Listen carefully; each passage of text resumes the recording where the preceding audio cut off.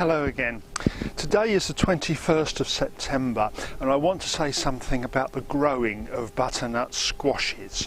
The whole process of doing it is in an unusual order on my channel, and I'll put links to the other relevant videos below because the planting of these two butternut squashes was explained in video 27 and the harvesting of last year's was explained in video 4. So as I say, I'll add links to those. The reason I want to talk about them again now is that this is the middle to the end of the process, and I want to say a few words about growing them.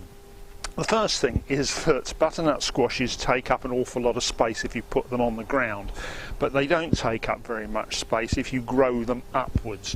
So the ones that I planted in video 27 have grown up and been trained up these trellises. I've not done anything special about that. I've just picked up the best leaders and just tied them in to the frame as they've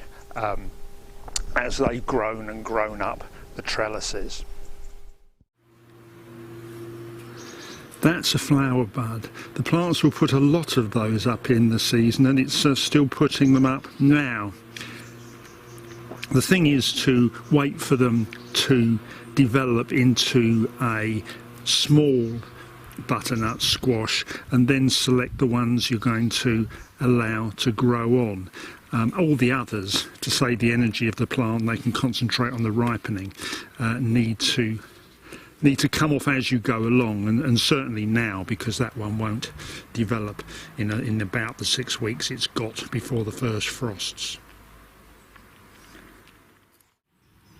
There's a flower developing on this one as well, just to show you what the yellow flowers look like. Sadly, that's not going to be developing in the time available, and so that will come off as well, so the plant can concentrate on ripening the squashes that are there. I try to leave the squashes here in southern England on the plant as long as possible, which literally means getting them in as close as I can to the predicted first frost. Here are a couple of butternut squashes that are coming on nicely. One of the rules I have about growing them is not to be greedy.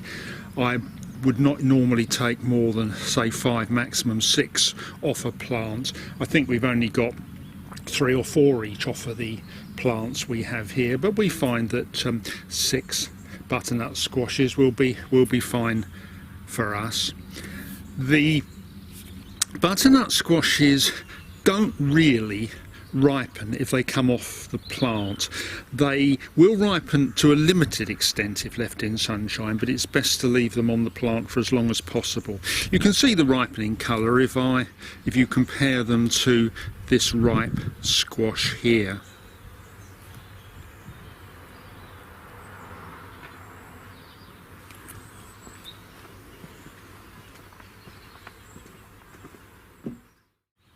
Some people support the squashes with some kind of cradle underneath them. I find that that's entirely unnecessary for butternut squashes, even ones that have grown much bigger than these. Indeed, when I did try to do it on one year, the manoeuvring of the squashes into the cradles ended up fracturing the ends, so I lost some squashes. So butternut squashes of normal size will hold themselves up without any additional support. As ever, I hope you found something interesting or useful in that video. Before I go, I just want to show you something. This squash wasn't harvested from these plants. This is one of the squashes that I harvested in October last year at the time I made video 4. We missed it, and now we've just rediscovered it, but it's in really good condition, and it just shows how remarkably well these things will store if kept in the right conditions. I reckon there's at least a couple of bowls of soup in that. Goodbye.